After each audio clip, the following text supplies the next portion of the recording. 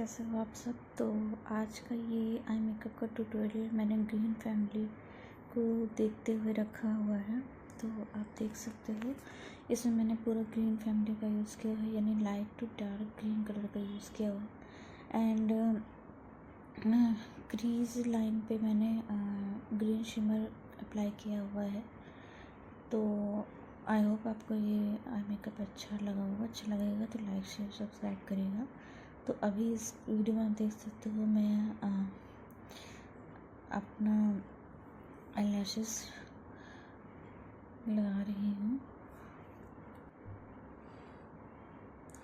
हल्का सा आईज़ को डार्क दिखाने के लिए मैंने ये काजल को आईलाइनर के रूप में करा हुआ है, हाईलाइटर लगाया हुआ है। फिर उसको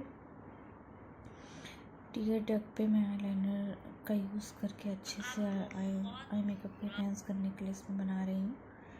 तो उसके बाद मैंने आईलैशेस में ग्लू लगा के मैं ये अप्लाई कर रही हूँ।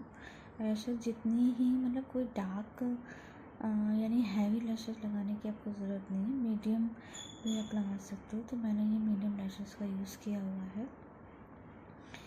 ये पार्टी मेकअप में आप इजीली यूज़ कर सकते हो इस लैशेस को। तो देख सकते हो मेरा पूरा आई मेकअप